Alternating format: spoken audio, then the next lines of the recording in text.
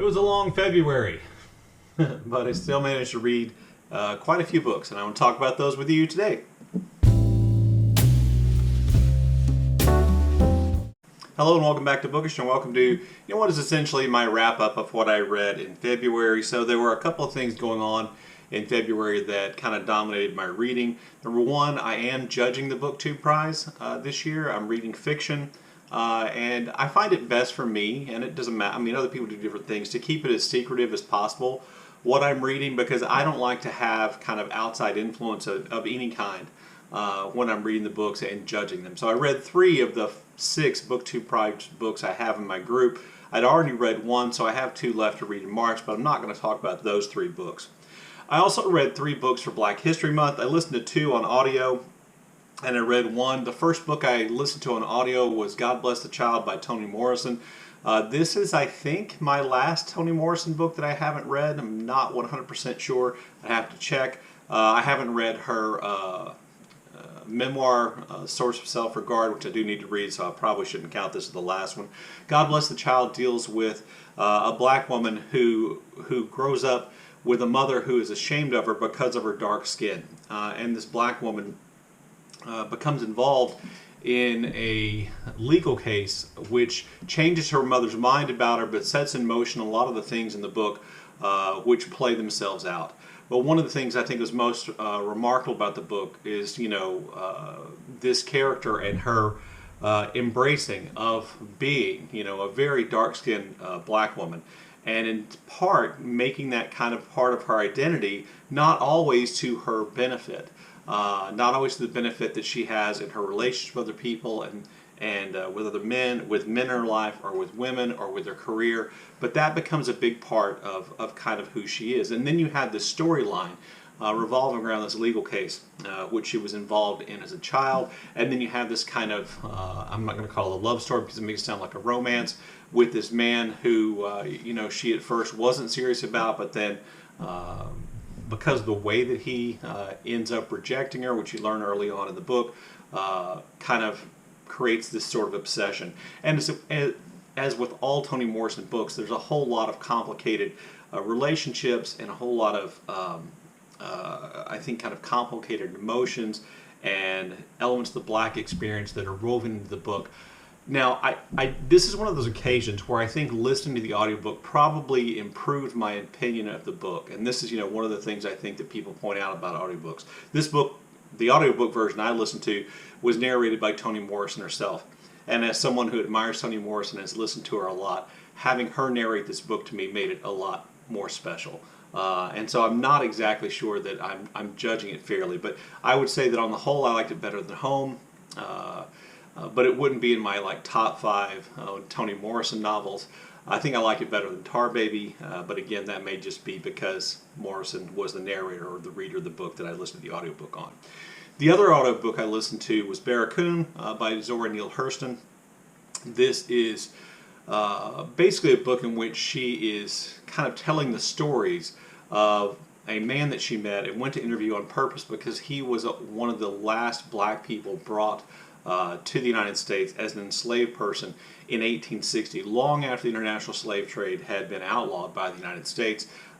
He is enslaved, captured in Africa, brought to the United States, and he spends 5 years as an enslaved person in Alabama. And Hurston, as a part of her academic work, had gone south to interview this man, and this book is a result of those interviews. And one of the great things I think about the book is that Hurston, being gifted and interested in the way people speak and in language, is able to capture the voice, I think, of this man in a way which heightens the experience of reading the book or of listening to the book. So basically what you have is this man telling stories about the past, because he was an adult when he was captured, more or less an adult when he was captured in Africa, and his memories of his family, of what happened to his family, of being enslaved, of the society in which he lived in, his experiences on the slave ship which brought him to the Americas, and his experience in slavery, and then also his experiences afterwards.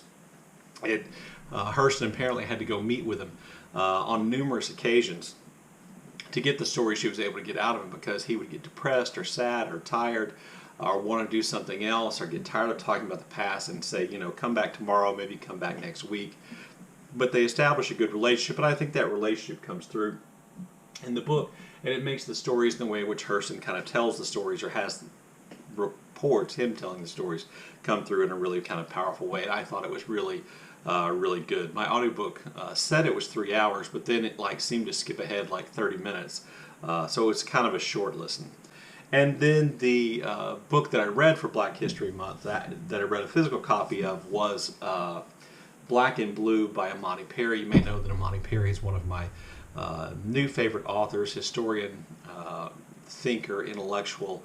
Imani Perry essentially writes, in some ways, a history of black people in the United States of America focused around the color blue and the significance the color blue has in black American society, whether it's a color people choose to paint their homes, why they paint their doors that way, you know, why the color blue appears in as important in song, in mythology, in the society of black people in Africa, how that resonance carries forward into music, into all kinds of things. It really is a remarkable book. It's not an easy book to read, and saying that, I'm going to put it down now. It's not an easy book to read, not because the ideas are complicated, not because Imani Perry isn't a brilliant and beautiful writer, but because it requires you to think along with Imani Perry, and she's a heck of a lot smarter than I am, and to kind of figure out how she's connecting the color blue through all these periods of black history in the United States, and how the color blue symbolizes lots of different periods of black history in the United States, or played an important role in how we think about black history or black society, and how it influenced American society and culture. It's really a remarkable work, and I think well worth reading, but it's not one you're going to, I think, pick up, you know, and read 120 pages of, and then, you know, pick up the next day and read the next 120 pages. It's not a long book, but it is one of those books which calls me to stop after almost every chapter, and the chapters are relatively short, and think, which is a good thing. But, you know, not a book that's I would classify as light reading.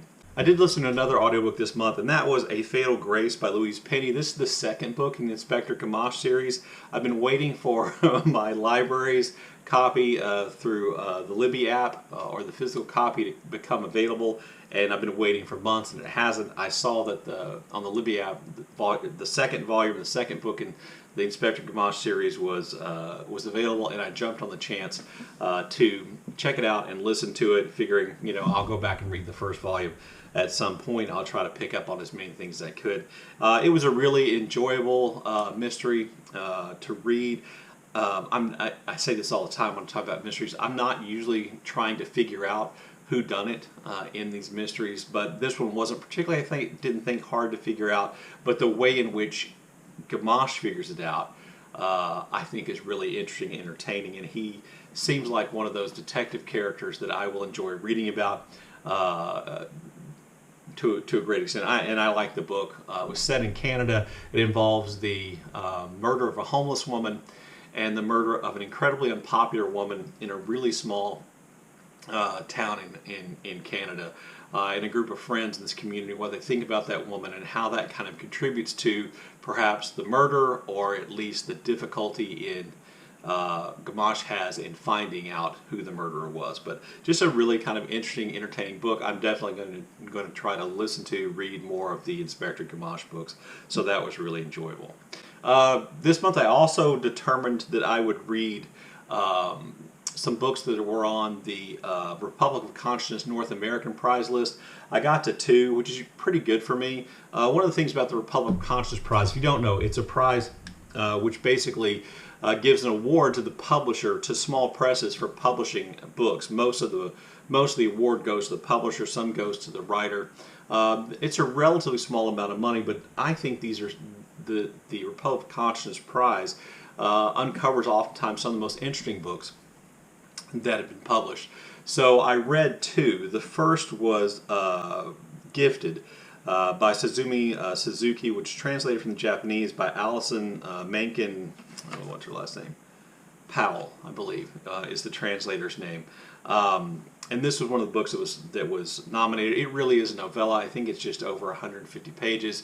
I read it as an ebook, so I don't have a physical copy of the book, but I enjoyed it. It's a book essentially about a young Japanese woman who is, in effect, works as a hostess in these clubs. Now, I'm not exactly sure how these clubs work, but essentially men pay to spend time with them, and that may lead to sex work, I believe, also. But essentially, that's what this woman does, and she has a completely divided life. The life she lives when she's working, when she's out, and the life she lives when she's home. There's a lot of discussion, a lot of repetition of her talking about the way in which she enters her apartment, the noise the lock makes, the way in which she opens the door, how unsettling it is if something prevents that routine from taking place. The same with when she goes out. So clearly this home is in some ways her refuge. Her mother, who she has a difficult relationship with, and I'll leave it at that, gets really sick. She invites her mother in to live in her home, which obviously disrupts kind of the safety of that home. And then, the story about her mother's illness progresses from there. And it really is just a study, I think, about this relationship between this young woman and her mother, and what that's done to her, and how that has affected her outlook on life, her feelings of safety, her ideas about relationships in general. And I thought it was really, really interesting. I noticed. I think the shortlist for the Republican Conscience Prize for North America has come out, and this book did not make the shortlist. That doesn't surprise me, nor does it particularly disappoint me. I thought it was good. I didn't think it was great. In part, I think it suffers a little bit because of another book I read this month, or actually the other two books I read this month in some ways are related. So the second book I read, the Republican Conscience Prize, is Your Absence is Darkness by John Kalman Steffansson, and it was translated from Icelandic by Peter Ruffton, or Roten, I believe is the name of the translator. And I just finished this book. This was my last read of the month, and this was, in lots of ways, just a truly extraordinary book. And it's so difficult to describe. Sarah over at Eyes on Indie did a reaction to the shortlist, because this book made the shortlist for the Republican Conscience Prize video, in which she kind of describes the books that are on the list, because she'd read all 10. And I think her words for this book were, she had like a 3-word review: sex, death, and I can't remember what the third word was, but that's pretty important. So essentially, what we're following here are two stories. One story set in the past 130 years ago, and one story more or less set in the present. The story set in the past involves a woman married to a farmer in really rural Iceland, and a priest, and her, and how she writes this paper about earthworms, and that invites her into this world of academics and into the circle of people this priest belongs to, and their relationship and its consequences. And a young man whose name is Eric something. Oh my God, the name's in here. This is really one of my weaknesses. Let me see if I can get the name right, because that's kind of important. Because his name is Eriker. That's how I'm going to pronounce it. And his relationship with his father and his mother. And there are the story is told essentially either by the large cast of characters who tell different parts of the story, or it's told by the narrator, who is unnamed and who has amnesia, doesn't remember who he is or how he relates to all this, and his interactions with a character who seems to be able to defy time and space, who we're supposed to believe, I believe, is actually Satan, is the devil. So our narrator wakes up in a church in rural Iceland. Essentially, there's one other person in the church with him, and it's this devil-type figure. And then he begins to meet people who are connected to the story. These are people that he has met, apparently, before, even though he has no memory of it. And in the process, he learns this incredibly intricate story about these families, their relationship with one another, but the way in which, in each of the stories, at each generational level, death obviously plays a role, because we know people die. Sometimes that death is tragic because of accidents. Sometimes that death has to do with suicide, sometimes it has to do with drunkenness, sometimes it has to do with just dying of old age. But death, as the name would, I think, imply, your absence is darkness, is a major feature here. As is the geography of Iceland, and this is one of the things which really interested me. I'm sure you remember because I talked about it over and over again. That over the summer, my family and I took a trip to Iceland, and we actually went to some of the places that are mentioned here. So I'm probably a little bit more focused on the geography than you need to be for reading. One of the things I noticed in reading this book and reminding myself where some of the places were, because some of the places mentioned are actually places that we went, is that the geography doesn't make sense. They talk about this whole group of people living essentially in one place, but the towns they name are really separate. So I think what Steffansson is trying to say is something about Iceland in general. And it may be that there's no better example of a society to examine family relationships and connections and death and hardship than the people of Iceland, who, I don't know if you know this or not, but they are the most genetically similar group of people in the world, and there are family connections that stretch all the way across that island. But so death definitely plays a role, as does absence, as does the inability to connect across generational lines.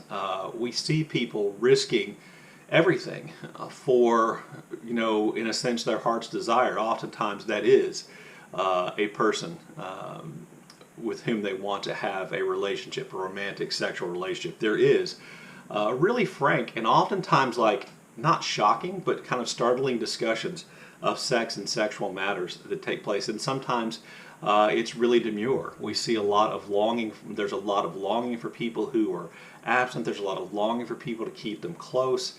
And it really just is this kind of remarkable story about loss and love and family and longing and Iceland. And there's humor in it. There's tragedy in it.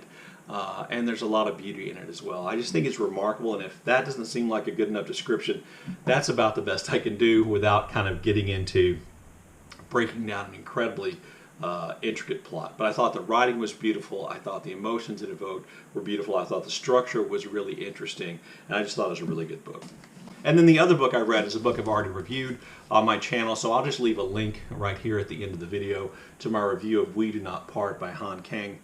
This is just a remarkable book. I think it's been about 2 weeks since I finished it, I think, and it's just grown in my estimation. Its beauty, its haunting nature, its atmospheric nature, its connections to Human Acts, her other book, which is my other favorite book by Han Kang of the, now 3 that I've read. But I just thought it was a beautiful book, and I'll leave you, if you were interested in that, I'll leave you to watch the review of that. Anyway, I'm looking forward to reading, getting to my reading in March. I have picked up a couple of titles for the Women's Prize for Nonfiction. I'll be reading some titles, no doubt, from the Women's Prize for Fiction when that's announced, I believe, in a couple of days. I have a feeling I will have read some of the books that are already on the list. And if you want my predictions, I'll leave a link to my predictions video at the end of this video as well. Anyway, if you have thoughts about anything I've said about any of these books, please leave those in the comment section down below. And as always, thank you for watching.